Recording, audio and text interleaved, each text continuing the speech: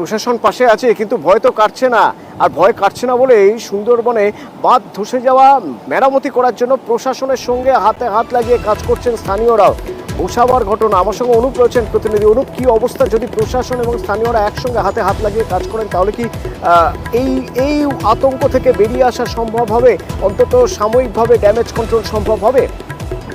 হ্যাঁ, একদম ঠিকই থাকবে। প্রশাসনের সঙ্গে মানুষরা যদি একসঙ্গে কাজ করে তবে এই হচ্ছে যে সুন্দরবনের গতকালকে রানাবিলা পঞ্চায়েতে পাখিরালায় নদী বাঁধে যে হচ্ছে পাখিরালা গ্রামের নদী বাঁধে যে ধস নেমেছিল, সেই ধস কিন্তু তৎপরতার সঙ্গেই কিন্তু যেমন একদিকে গ্রামবাসীরা, অন্যদিকে প্রশাসনের পক্ষ থেকে সেই নদী বাঁধ মেরামতির কাজ শুরু করে দিয়েছিল রাত থেকেই। তবে সেই নদী বাঁধ সম্পূর্ণ মেরামত করা হয়েছে প্রশাসনের পক্ষ থেকে, এবং জেসিবি দিয়ে নদী থেকে মাটি কেটে সেই নদী বাঁধ দেওয়া হয়েছে।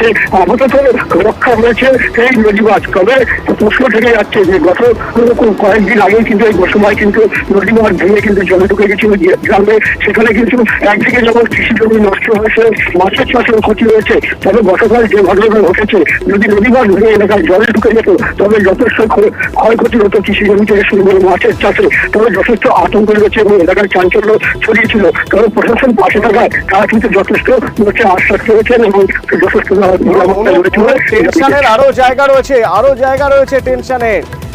সে রূপনারায়ণ হোক বা সুন্দরবনের ক্ষেত্রে হোক, টেনশনের জায়গা আরো একটাই কারণ আবহাওয়া দপ্তরের পূর্বাভাস